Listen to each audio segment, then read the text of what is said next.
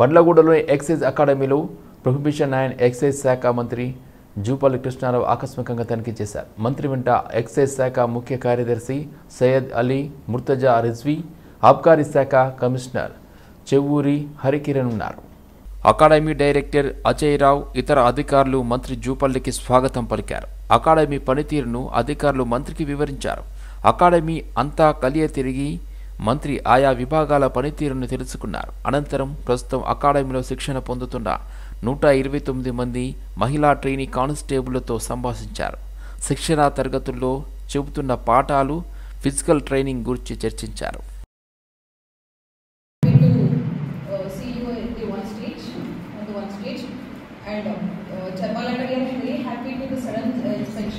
అంటే దీనివల్ల మీకు అర్థమవుతుంది వచ్చిన ప్రాబ్లమ్స్ ఏంటో, మేము ఎంత హ్యాపీగా ఉన్నామో లేకపోతే మేము ఎలా ట్రైనింగ్ చేస్తున్నామో మీరు తెలుసుకోవచ్చు.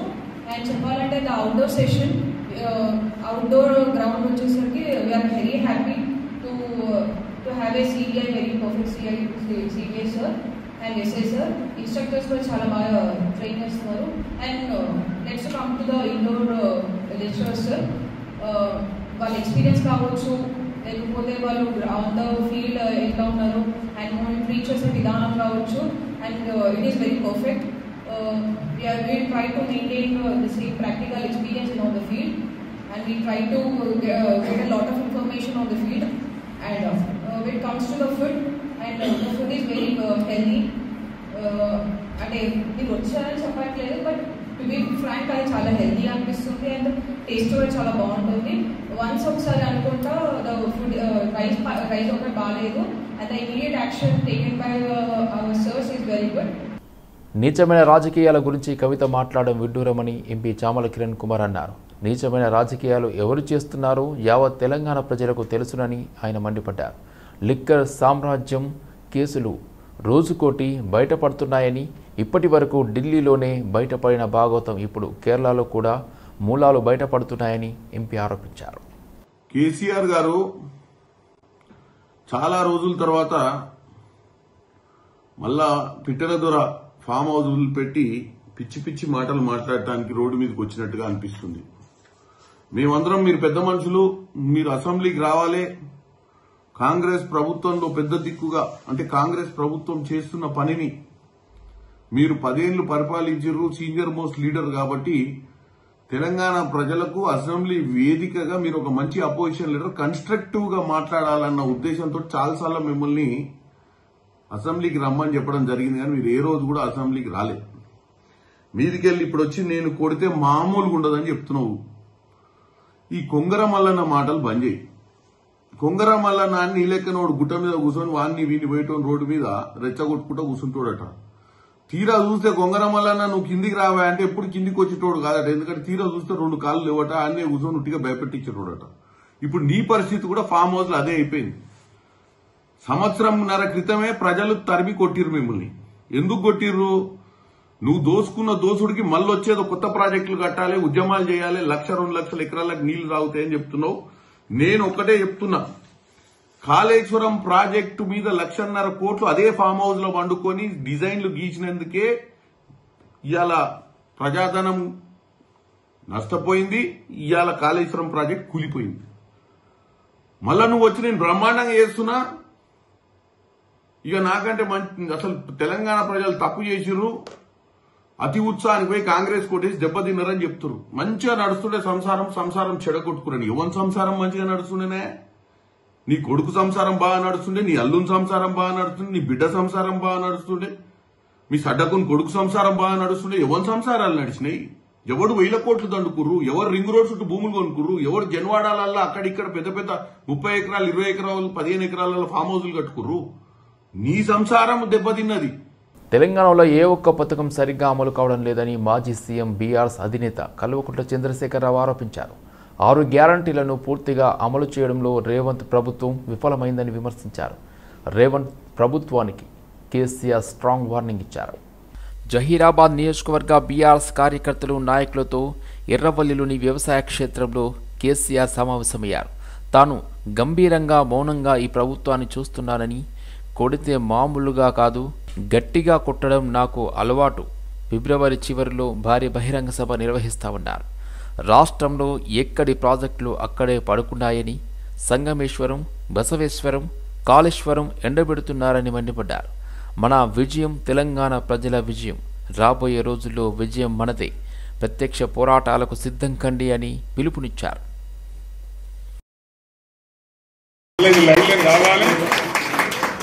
అందరు మంచిగా ఉండాలి. ఎందుకంటే మనకు మన పార్టీకి కులం లేదు, మతం లేదు, జాతి లేదు. తెలంగాణలో ప్రతి బిడ్డ మనోడే. వాళ్ళు ఏ మతం ఉన్నారు, ఏ కులం ఉన్నారు మనకు అవసరం లేదు. ఈ తెలంగాణ బార్డర్ గీత లోపలిన బిడ్డలు అందరు మనోళ్ళే, అందరు బాగుపడాల్సిందే. ప్రతి ఒక్కరికి న్యాయం జరగాల్సిందే. ఆ న్యాయం జరిగి ఆ ఫలితాలు తెలంగాణకు వచ్చేదాకా ఇంకెవ్వడు కొట్లాడాడు, ఎవరితో కాదు. అది అబద్ధాల పంచాంగం. మళ్ళా మనమే కొట్లాడాలి. అంతేనా? పక్క మాటనా ఇది? కొట్లాడదాం కదా. ప్రాణం పోయినా సరే తెలంగాణకు రక్షకులు మనమే. తెగించి కొట్లాడాల్సిందే. తెలంగాణ హక్కులను కొట్లాడాల్సిందే. మనమే కొట్లాడి తీరాల్సిందే అన్న రెండవ మాట లేదు.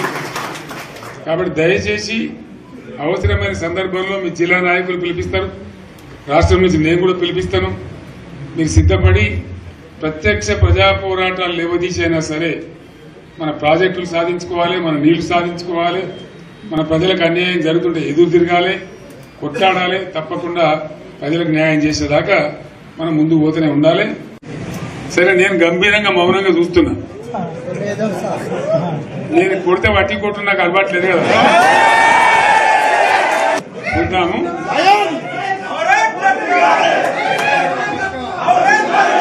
4 రోజులు కానీ అన్నట్టుగా నేను చూస్తా ఉన్నా. కానీ మనోళ్ళందరూ కూడా ప్రతిపాదిస్తుంది ఏంటంటే, 1 సంవత్సరం జరిగిపోయింది. సంగమేశ్వర ఆన్నే పన్నది, బసవేశ్వర ఆన్నే పన్నది, పాలమూరు ఉత్పత్తుల పథకం ఆన్నే పన్నది, కాళేశ్వరం అట్లా ఎండబెడుతున్నారు. ఇవన్నీ అన్యాయాలనే. కాబట్టి ఫిబ్రవరి నెలాఖరులో ఒక పెద్ద బహిరంగ సభ పెట్టాలి, ఇలా కథ చూడాలి. జరుగుతూ ఉంది. తెలంగాణ శక్తి ఏందో మరొకసారి చూపించి వీళ్ళ మెడలు వంచి ఇప్పుడు సాధించాలి. భవిష్యత్తు కోసం కూడా కొట్టాడకు మనం సిద్ధంగా ఉండాలని తెలియజేసుకుంటూ పరమేశ్వర్ గారికి. మల్కాజ్గిరి ఎంఆర్ఓ ఆఫీసులో కళ్యాణలక్ష్మి షాదీ ముబారక్ చెక్కుల పంపిణీ కార్యక్రమంలో ఉద్రిక్తత నెలకొంది. కాంగ్రెస్, బీఆర్ఎస్ కార్యకర్తల మధ్య ఘర్షణకు దారితీసింది. కళ్యాణలక్ష్మి షాదీ ముబారక్ చెక్కుల పంపిణీ ఎమ్మెల్యే మర్రి రాజశేఖర రెడ్డి, ఎంఆర్ఓ సీతారాం సమక్షంలో నిర్వహించారు. పేదింటి ఆడపిల్ల పెళ్లికి ₹1,00,000తో పాటు తులం బంగారం ఇస్తా అని చేసిన వాగ్దానానికి కట్టుబడి చెక్కుతో పాటు తులం బంగారం కూడా ఇవ్వాలని బీఆర్ఎస్ నాయకులు, కార్యకర్తలు నిలదీశారు. సీఎం డౌన్ డౌన్ అంటూ నినాదాలు చేశారు. దీంతో బీఆర్ఎస్, కాంగ్రెస్ కార్యకర్తల మధ్య వాగ్వాదం చోటు చేసుకుంది. 2 వర్గాల మధ్య తోపులాట జరిగి ఘర్షణకు దారితీసింది. ఈ క్రమంలో పోలీసులు జోక్యం చేసుకుని ఇరు వర్గాలకు నచ్చజెప్పి పంపించారు.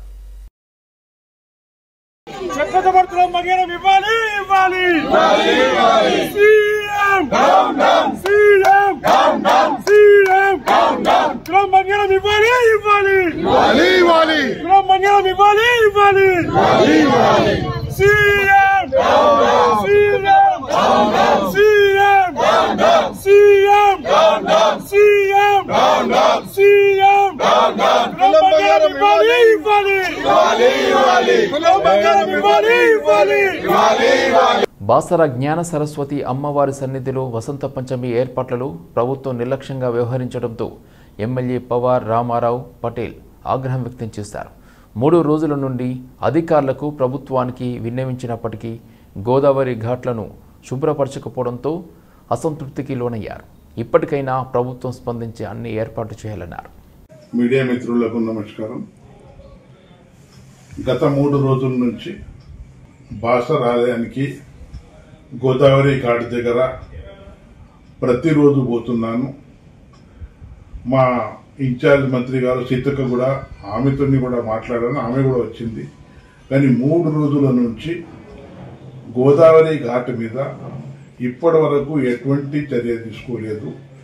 ఘాట్లు శుభ్రత చేయలేదు. అక్కడ ఎక్కడ చూస్తే అక్కడ మట్టి, సాడీలు, కచరా, కొబ్బరికాయ బొండలు అన్ని పడి ఉన్నాయి. దానికోసం ప్రభుత్వం నిరసన వ్యక్తం చేస్తున్నాను. గత 3 రోజుల నుంచి ఏ పని చేయకుండా హిందూ దేవాలయకు నిరక్షణ చేసినట్టే ఈ చిక్కుచేటు.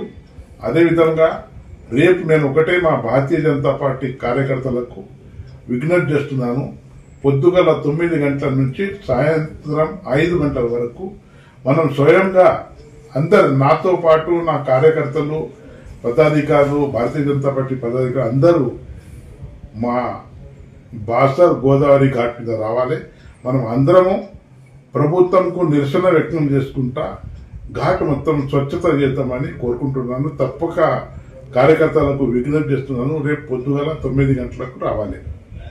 సిద్దిపేట జిల్లాలో నిర్మించిన మల్లన్న సాగర్ను 50 టీఎంసీల నుండి 8 టీఎంసీలకు కుదించాలని ఎమ్మెల్సీ కోదండరాం డిమాండ్ చేశారు. మల్లన్న సాగర్ నిర్వాసితులపై కొండి మల్లారెడ్డి రాసిన గూడు చెదిరిన దృశ్యం అనే పుస్తకాలను కోదండరాం ఆవిష్కరించారు.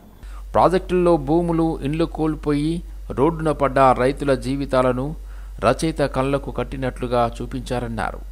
అయితే భౌగోళిక పరిస్థితుల పరంగా అంత పెద్ద ప్రాజెక్టులు ఆ ప్రదేశంలో నిర్మిస్తే భూకంపాలకు దారితీస్తుందని కేంద్ర సంస్థలు హెచ్చరికలు జారీ చేసినా గత ప్రభుత్వం బేఖాతరు చేసిందని ఆరోపించారు. చెరువు నిర్మించే క్రమంలో భూమి కోల్పోయినటువంటి వాళ్ళు, నిర్వాసితులైపోయిన వాళ్లకు సహాయం కూడా అందలేదు. మధ్యదళారీలు రకరకాల పద్ధతుల్లో మోసం చేసి లాభం పొందినంతగా వాస్తవంగా నిర్వాసితులకు జరగవలసినంత లాభం జరగలేదు. మనందరికీ తెలుసు, అక్కడ ఒక రైతు తన సొంత ఇంటిలోనే తాను నివసించిన ఇంటి వాసాలనే చితిగా పేర్చుకొని కాలిపోయిన సంగతి. అట్లాంటి రైతులు వాళ్ళ వలస పోయి రకరకాల ప్రాంతాల్లో వాళ్ళు బతుకుతున్నారు. వాళ్ళకు రావలసిన సహాయం కూడా అందలేదు.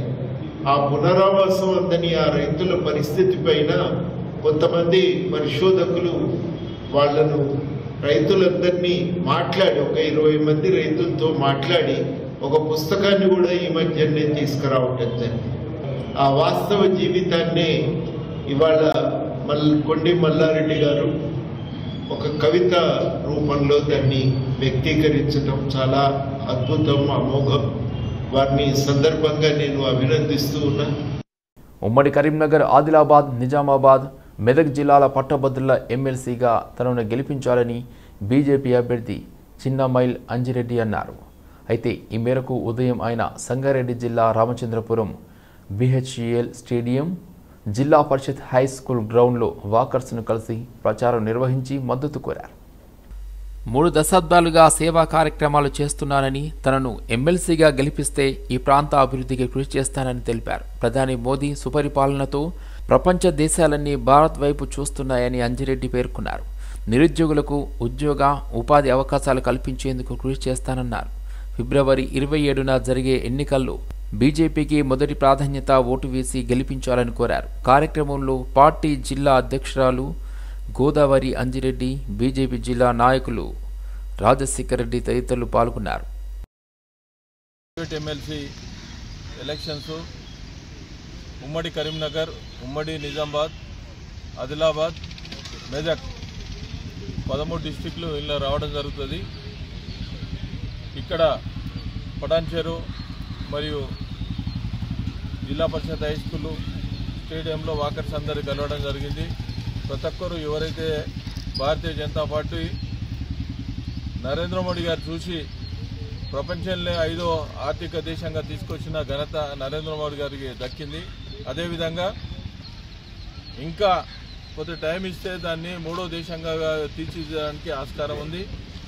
యువత ప్రతి ఒక్కరు ఏంటంటే నరేంద్ర మోడీ గారి వైపు ఉన్నది. డెవలప్మెంట్ చూసి రోడ్స్ అయినా సరే, ట్రైన్స్ అయినా సరే, వందే మాతరం ట్రైన్స్ అయినా సరే, ఇంకా ఎన్నో వింగ్ల ఎక్స్పోర్ట్ ఏదైతే ఆయుధాల ఎక్స్పోర్ట్ ఏదైతే ఉందో మిగతా కంట్రీస్ అన్నీ మన మీద ఆధారపడి ఉన్నది.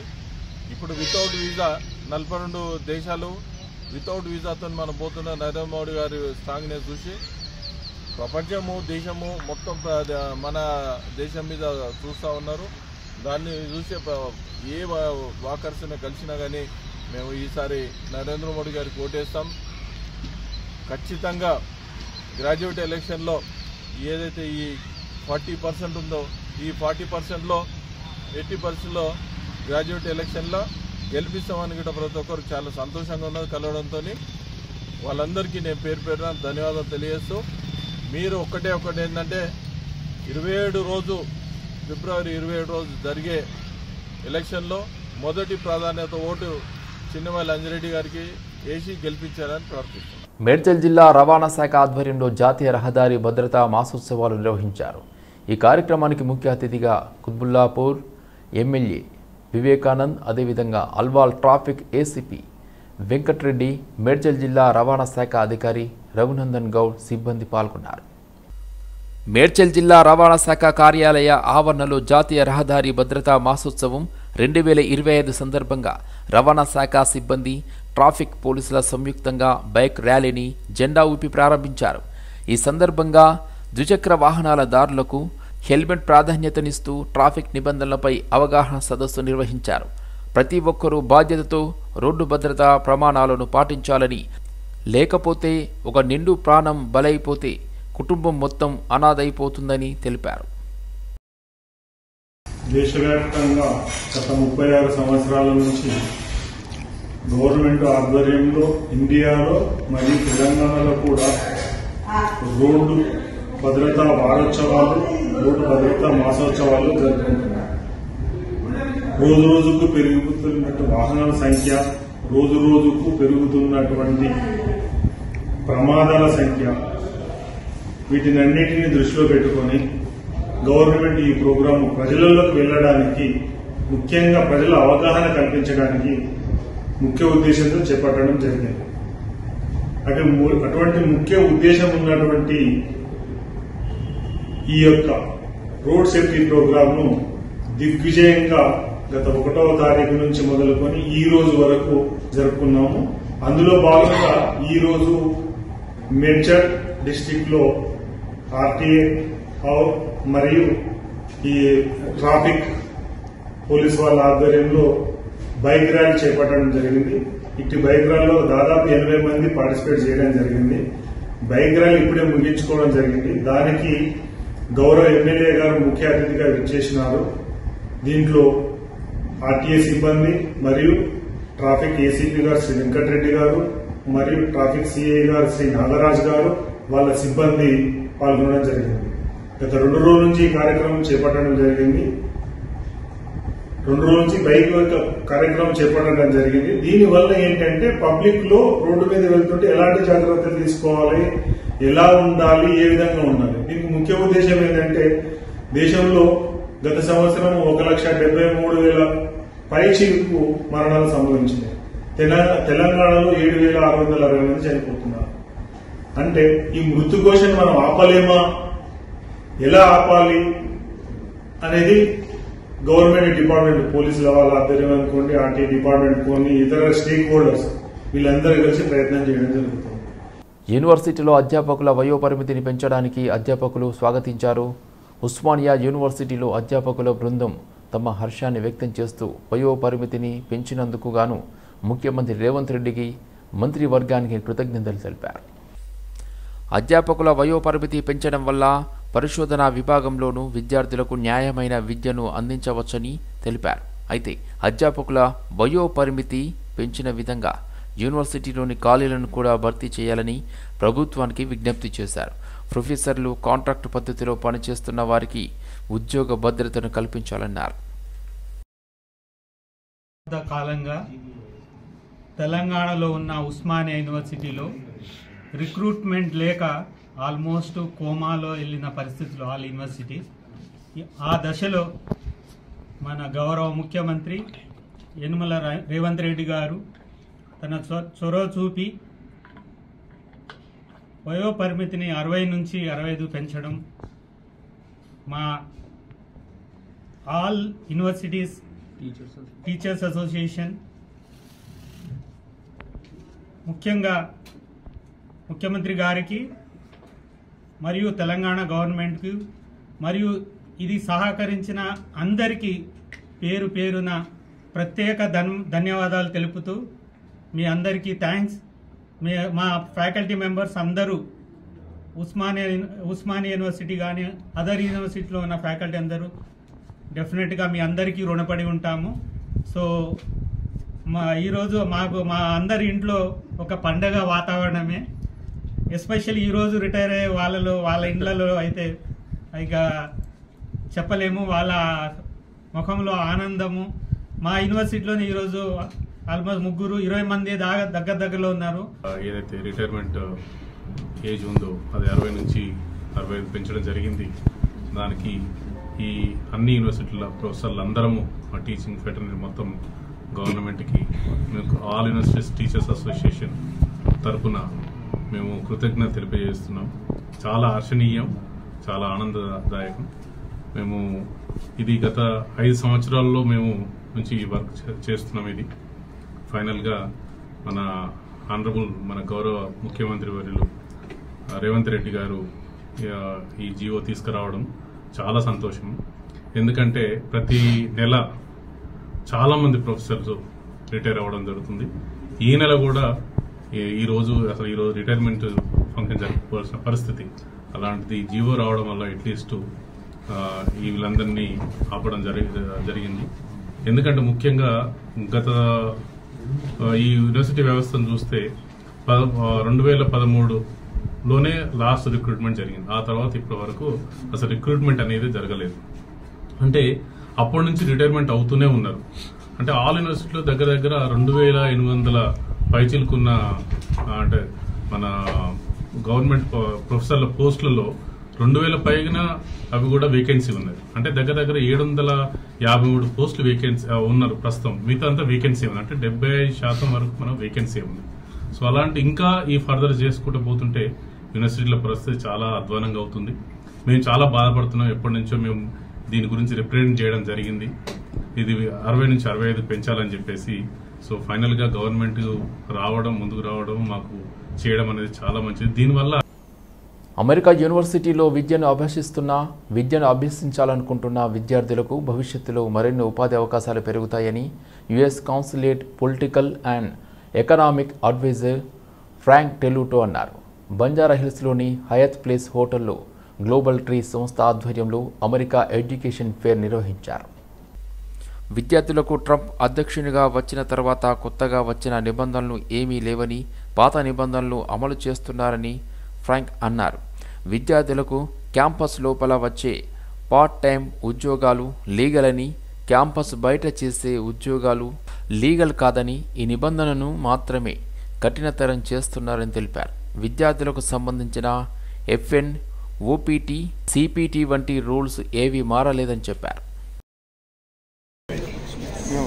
Should I program and the fair and the counseling services that they provide for all of you in helping you select a university in the U.S.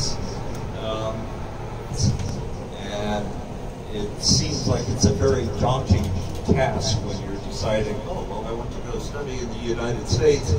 Where do I start? So this is where for a university to attend.